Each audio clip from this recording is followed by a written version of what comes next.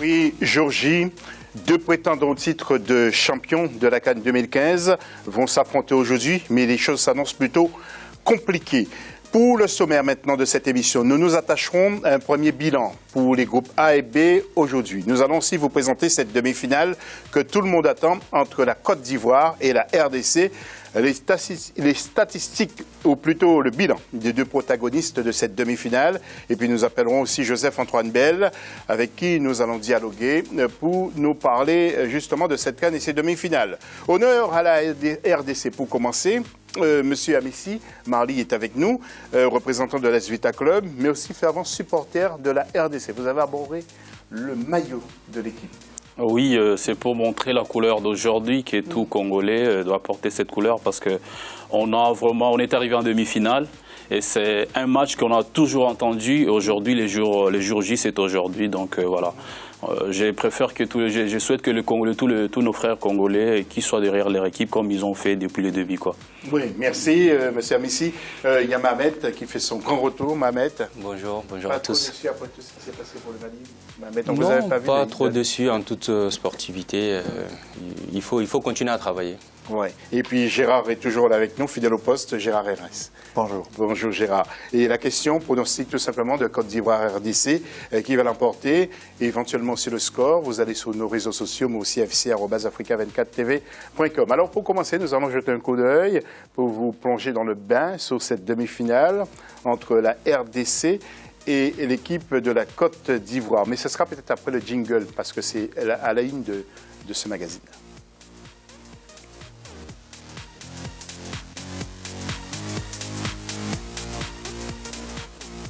Alors justement, nous allons voir ce tableau pour vous donner une idée de ce qui vous attend aujourd'hui du côté de la Guinée équatoriale, à Bata précisément, entre l'équipe de la Côte d'Ivoire et l'équipe de la RDC. Alors, vous avez pris un peu le pouls de la RDC, comment ça se passe? Qu'est-ce qu'ils font en ce moment, par exemple, M. Amissi? Oui, en ce moment, ils sont en attente, hein, les joueurs ils sont en attente, ils attendent que l'heure arrive pour se rendre au stade. Et pour jouer le match, ils sont concentrés. Je crois qu'ils sont encore plus motivés, donc plus que jamais aujourd'hui. Oui, alors vous nous disiez avant cette émission qu'ils sont tous en train de regarder Africa 24. Aussi, ils regardent tous Africa 24 parce que c'est une émission de foot et comme c'est des footballeurs, ils sont devant leur écran. Eh bien, nous les saluons tous. Qu'est-ce que vous voulez leur dire? Regardez la caméra. Si, je peux dire à mon équipe, vive la RDC, vive le Léopard, nous tous on est derrière vous. Comme on l'a dit, on souhaite que cette coupe, on l'amène à Kinshasa pour que tout le monde soit content à Kinshasa, donc tout le monde se met derrière l'équipe nationale, quoi. Voilà. Mamet ne peut pas dire autant pour le Mali, parce que, bon, on ne va pas y revenir, mais justement, donc nous allons analyser justement la prestation des équipes du groupe A et du groupe B. Alors, qu'est-ce que vous avez retenu? On rappelle quand même qu'en groupe A, le Congo termine premier, devant la Guinée équatoriale, le Gabon troisième et le Burkina Faso quatrième. Ce sont ces deux équipes en quelque sorte qui ont déçu, hein, Gabon et Burkina Faso. Bien sûr, le Burkina était vice-champion d'Afrique, donc on pensait qu'ils allaient quand même passer le premier tour, même si on savait que c'était une équipe diminuée, parce que les joueurs qui étaient au top en 2013 ont tous baissé de niveau, ne jouaient plus les premiers rôles dans les clubs dans lesquels ils étaient. Donc on s'attendait un peu à ce que leur niveau ne soit pas celui de 2013, mais ne pas se qualifier en quart de finale, c'était la plus grosse surprise, y compris le Gabon aussi. Mais et de l'autre côté, la Guinée équatoriale, jusqu'à ce stade de la compétition, personne ne pouvait l'envisager. Oui, alors Gérard, qu'est-ce qui vous a impressionné? C'est le groupe du Congo en particulier Cette équipe du Congo a monté en puissance. Elle a d'abord conseillé des résultats nuls. Après avoir été menée au tableau d'affichage, comme elle l'a été, si je me souviens bien, face à la Zambie et à la Tunisie. Donc, elle a du ressort moral. Et puis, on l'a vu sous un tout autre jour. On parle de Congo, face au Congo. De Congo de Claude Leroy. Hein. Le Congo de Claude Leroy. Oui, voilà. tout à fait.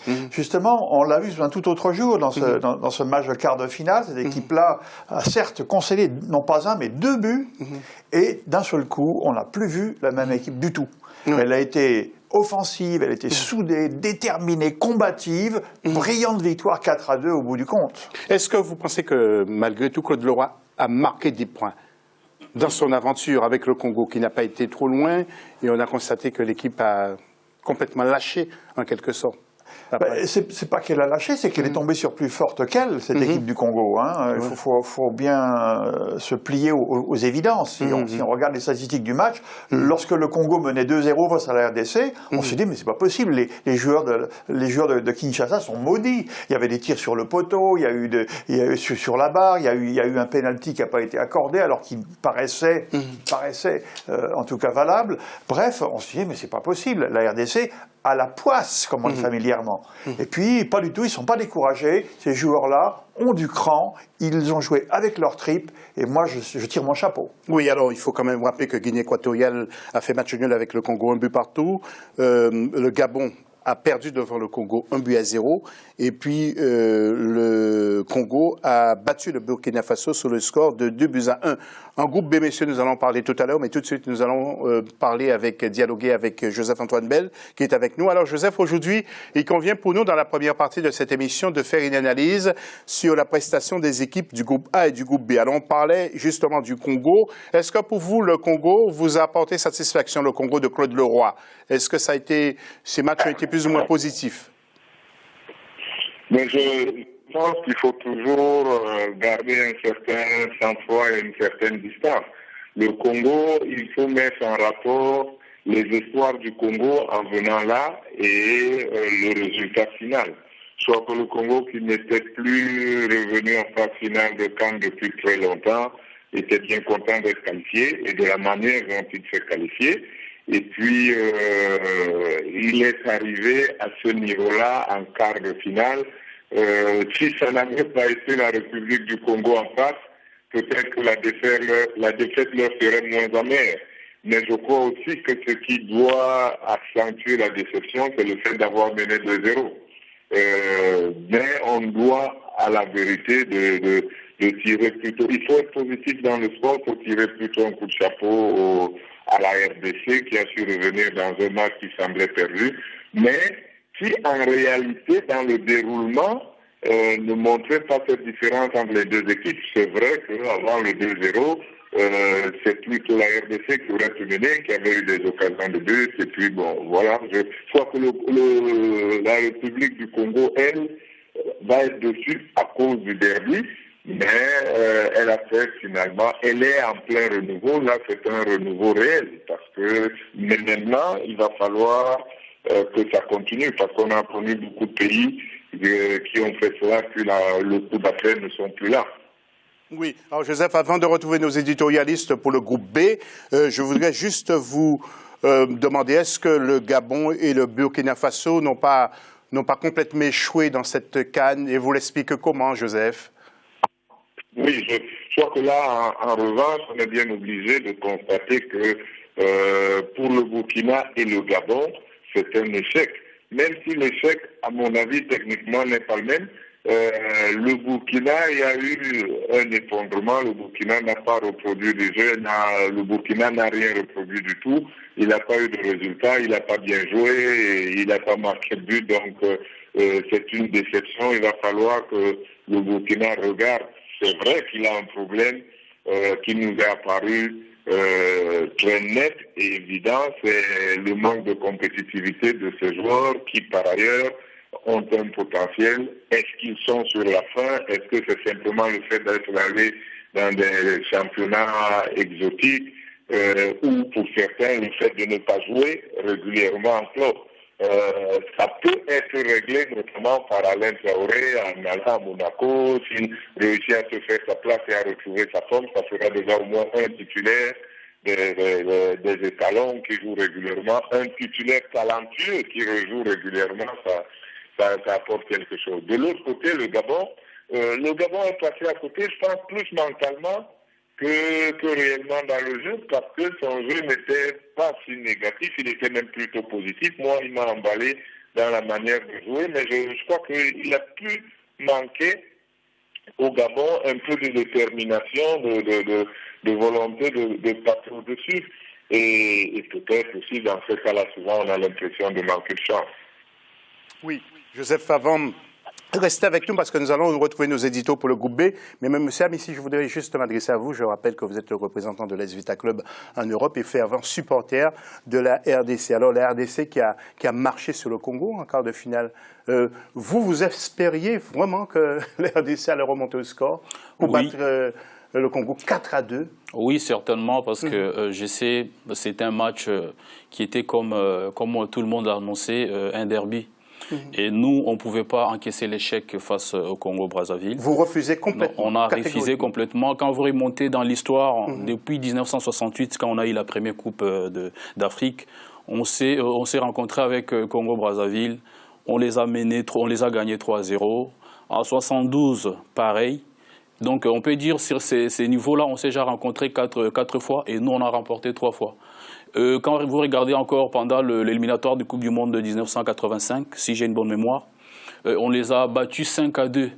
Donc, où Santos Mutsubile a écrasé, vraiment crucifié cette équipe. Pour nous, on avait cet esprit-là. On savait qu'on allait toujours gagner, même si ils faisaient quoi, même s'ils menaient 5-0, on allait remonter même à 7-5. Ah ben, donc on était sûr. Oui, alors, Mamet, avant de retrouver Joseph-Antoine Bell et Gérard, justement, maintenant le groupe B. Alors, Cap-Vert et Zambie, on attendait beaucoup de la Zambie qui a été vainqueur de cette CAN, hein, il y a 3 ans de ça, en 2012 précisément, et la Zambie a complètement échoué. Oui, la Zambie a complètement échoué. On n'a pas senti une âme dans cette équipe-là. Depuis que Hervé Renard est parti, on n'a pas senti cette équipe-là qui était capable, malgré le fait qu'à chaque fois, ils n'arrivaient pas avec des stars très connues sur le continent, mais qu'ils arrivaient toujours à créer l'exploit avec leur fight spirit habituel. On n'a pas retrouvé ça cette année et c'est bien dommage. Mais moi, l'équipe qui m'a le plus surpris dans ce groupe, c'est le Cap-Vert. C'est une équipe sur laquelle je voyais vraiment aller loin du point de vue progression ces dernières années, tout le travail qu'ils ont fait. Je pensais qu'ils allaient arriver en quart de finale. Malheureusement, ça n'a pas été fait. Mais bon, je pense que c'est une équipe qui est encore assez jeune, qui va continuer à progresser. Oui, c'est ce fighty spirit qui leur a manqué. C'est une équipe qui avait ça dans le sang. Selon vous, d'après vos souvenirs? On parle de la Zambie ou du Cap-Vert? Non, de la Zambie. Pour la Zambie, c'est une équipe qui réagit dans l'adversité. Rappelez-vous le drame qui, en 94 ou à fin 93 ou au début 94, à fin 93, oui, avait décimé l'équipe nationale et qui avait été quelques mois après en finale de la CAN, battue par le Nigeria en finale. C'était en Tunisie, si j'ai bonne mémoire. Donc cette équipe-là, elle a du ressort, historiquement. Maintenant, ça n'a pas été le cas. Elle en a eu également, alors qu'elle n'était pas du tout favorite lorsque Hervé Renard était au Rennes, et que cette équipe-là avait été motivée, avait été soudée, probablement grâce au travail d'Hervé Renard.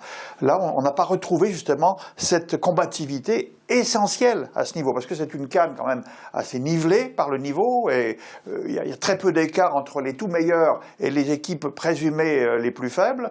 On n'a pas vu de très gros scores, hein, en définitive, pas de gros écarts, on n'a pas vu de 5-0 et ainsi de suite. Donc, il faut pas grand-chose parfois. Et je crois que c'est dans la tête que ça se passe à ce niveau-là. Oui, Joseph est toujours en ligne avec nous. Joseph, nous continuons dans les analyses. Cap-Vert, Zambie, les 2 derniers justement de ce groupe, et le RDC qui a été sauvé in extremis, c'est le dernier qualifié, le meilleur 3e des matchs préliminaires. Alors, Joseph, une analyse sur ce groupe et Tunisie qui termine en tête. Je crois que là aussi, c'est mérité pour la Tunisie, mais la Tunisie a toujours joué avec le frein à main et ça lui a coûté évidemment la qualification. Quand vous pouvez faire plus, pourquoi faire le minimum? La Tunisie a fait service minimum tout le temps. Rappelez-vous pour la Zambie, il y a pénalty, ils l'ont discuté pendant un bon moment, mais après, on fait rentrer Sakné qui met un bon ballon sur la tête de Chikawi. 2-1, ça suffit, et ils ont recommencé cela derrière. Mais avant de revenir là-bas, je crois que dans ce groupe-là, qui a encore une fois vu la RDC miraculer, parce que la RDC passe entre les gouttes, en faisant 3 matchs nuls, et la RDC, c'est peut-être ce qui va faire que quand on va parler des demi-finales, on sera bien obligé de considérer que dans la RDC, il y a cet état d'esprit de miraculer qui les pousse à aller au bout. Donc voilà, ce groupe-là il n'a pas volé trop haut parce que le Cap-Vert et la Zambie, finalement, n'ont pas été franchement à la hauteur. La Zambie a manqué un match là-dedans. Oui, déjà comme la Tunisie, qu'elle avait malmené, mais qu'elle n'a pas su battre. Voilà. Eh bien, merci, Joseph. Demain, vous analyserez avec Gérard le groupe C et le groupe D, car il y aura des choses aussi à dire. Joe, merci beaucoup. Et puis, on se retrouve demain, bien sûr, à la même heure. Et puis, bon match pour ce soir. OK. Oui, bonne fin d'émission. Merci, Joseph. Alors, est-ce que vous avez un petit mot à dire sur ce groupe B où vous terminez deuxième, mais juste devant le Cap-Vert, hein? C'était juste, hein? Monsieur Amissi. Pendant les préliminaires ou bien oui, dans oui, pendant le tour préliminaire. Oui, je peux dire parce que j'ai vu les efforts que nous avons fournis. Donc quand je dis les efforts, j'ai vu les efforts de responsables comme le président de la Fédé, qui avait les soucis qu'on arrive quand même à constituer une belle équipe avec les entraîneurs comme Florent Ibengue, Mouni Zaïra, les joueurs comme Youssouf, tout ça. Et moi, dans ma tête, je me suis dit, si on n'arrive pas à se qualifier, si on ne joue pas la CAN, ça ne serait pas bien pour nous parce qu'on a tout on a fait les efforts, mais bon, comme la chance a été là, on a été repêchés. Mais nous, du Congo, on savait qu'on avait des capacités pour arriver, pour aller très loin.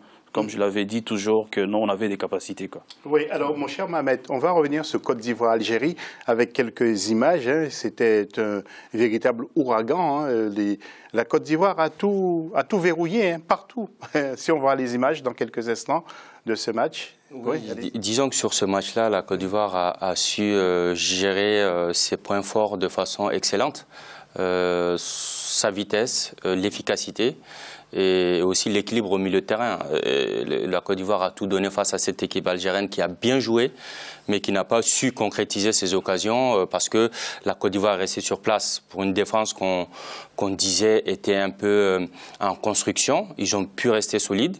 Ils ont pris un but comme dans chacun de leurs matchs, ils prennent un but, mais ils ont pu, même à l'égalisation, ils ont su garder le sang-froid, le calme pour pouvoir placer les contres qu'il fallait, les attaques placées et le coup de pied arrêté aussi les a beaucoup aidés pour venir à bout de cette équipe algérienne. Donc je pense que c'est ce qui a été les clés du succès ivoirien. Oui, tout à fait. La Côte d'Ivoire qui a battu justement l'équipe de l'Algérie sur le score de 3-1. Donc les Algériens peuvent s'en vouloir aussi de ne pas avoir égalisé. Peut-être qu'ils auraient changé le cours du jeu. Hein. En tout cas, ils ont tout donné sur le terrain. Ça, c'est sûr, ils ont tout donné sur le terrain. Après, l'équipe de Côte d'Ivoire a été, je pense, beaucoup plus solide et efficace en même temps. Je pense que c'est ça qui a fait la différence. Après, bon, on parlerait toujours des conditions de jeu en Afrique, etc. Je pense que les conditions sont les mêmes pour tous les joueurs. Et dans ce registre-là, c'est vrai que l'Algérie a beaucoup de choses à apprendre davantage quand on joue sur le continent africain, enfin l'Afrique subsaharienne, tous les aléas qu'il faut. Ça fait partie aussi je dirais, du charme du football africain. Oui, et puis avec Gérard maintenant. Gérard, si vous voulez bien, nous allons parler de RDC Congo ou de Congo RDC, le rouleau compresseur de RDC qui est passé sur le Congo à la joie de M. Amissi. Nous allons voir aussi les images. Alors, vous, Gérard, vous vous attendiez parce que moi, très sincèrement, je n'ai pas vu le match, mais lorsque j'ai appris la nouvelle, c'est M. Amissi d'ailleurs qui m'a dit 4-2. Moi, j'étais au volant, j'ai arrêté carrément la voiture parce que j'y croyais pas. C'est vrai que c'était un résultat surprenant parce que les résultats de la RDC lors des matchs de poule ne laissaient pas présager un score de 4-2. Je regarde 1-1, 0-0, 1-1, un match de poule. Pas de quoi être très très optimiste. Moi je pensais que, j'avoue m'être trompé, mais je pensais que les deux équipes partaient pratiquement à égalité de chance. On avait vu cette équipe du Congo-Brazzaville gérer fort bien, savoir couper les trajectoires et défendre avec énergie en laissant l'initiative à l'adversaire. Je me suis dit, ils sont capables de faire la même chose. En réalité, au point de vue détermination, au point de vue muscle, la RDC était nettement au-dessus. Et passer 4 buts en une mi-temps, ça mérite le plus grand respect quand même. Et Claude Leroy qui qui changeait ses joueurs, qui essayaient de préserver certains joueurs parce qu'ils pensaient aller jusqu'au bout, Mohamed. Oui, tout à fait. Mais quand on marque 2 buts contre la RDC dans ces conditions-là, on a l'impression que le match est plié. Alors que la RDC, déjà, ils avaient raté quelques occasions. Mais surtout qu'en deuxième mi-temps, l'équipe a monté d'un cran sur le terrain. On voyait que on a fait jouer l'équipe beaucoup plus haute. Et à chaque fois que l'équipe pressait, qui récupérait les balles, les contres étaient époustouflants. Quand on a des joueurs de qualité qui ont une grosse vitesse de pointe et puis surtout à droite devant le but, comme Bocani par exemple, des joueurs explosifs qui aussi savent vraiment jouer au ballon, sur des contres, il peut faire mouche et c'est ça qui a fait la différence. Gérard, quelque chose à rajouter? Le Congo n'est pas allé en demi-finale de la CAN depuis 1998. On se souvient, c'était au Burkina Faso. Moi, je me souviens, ils avaient acquis leur place aux dépens du Cameroun, hein, à ce moment-là. Et vraiment, on retrouve cette équipe-là. Avec Roger Itoto était là-dedans, sans doute. Hein, c'est bien ça, oui. En match de classement, il y avait eu un scénario identique contre le Burkina, je crois. Si, on était mené pour la troisième place, oui, tout à fait. C'était à peu près le même scénario, 3 buts ou 4 buts en espace de 45 minutes. Ils ont l'habitude de... Ah non, beaucoup moins que ça. Beaucoup moins que ça. Il y a eu 3 buts coup sur coup pratiquement dans ce match de classement. En moins de 3 minutes qu'on avait. Alors, but, remise en jeu, but, remise en jeu, but. C'est comme ça. Hein. Alors, messieurs, l'arbitre mauricien du match entre la Guinée équatoriale et la Tunisie a été donc suspendu pendant 6 mois et la CAF demande des excuses à la Fédération tunisienne de football car ils ont évoqué des allégations de tricherie. Alors sinon, s'il n'y a pas d'excuses écrites, pas de CAN pour la Tunisie en 2017. Normal ou pas? Oui, c'est un risque. En fait, c'est vrai que c'est difficile quand on perd un match dans ces conditions-là, sur une erreur de l'arbitre ou des erreurs arbitres. Ça fait mal, ça fait vraiment mal. Mais je pense que la Tunisie aussi, dans les accusations, a été très loin. Et je pense que c'est juste la CAF, dans un premier temps, suspend cet arbitre-là. Mais aussi, compte tenu de tout ce qui s'est passé, tout ce que la délégation tunisienne a présenté, les joueurs, ce qu'ils ont fait sur le terrain, je pense que ça mérite quand même des explications. Donc à la Tunisie, bien évidemment, de reconnaître qu'ils ont été loin ou de prouver toutes les accusations de tricherie, voilà, qu'ils arrivent à prouver ça. Et je pense que la CAF est dans son rôle. Messieurs, les prières se multiplient avant le match de ce soir. Vous le savez ou pas? Oui, je le sais. Vous savez... Ça fait partie du football, comme dans toute chose. Voilà, Gérard, c'est normal? Beaucoup de prières en ce moment? Ça se fait beaucoup en Afrique. Moi, je vous dirai pas dans quel camp. Entre Côte d'Ivoire et RDC, ça prie énormément. On en reparlera juste après la pause. À tout à l'heure.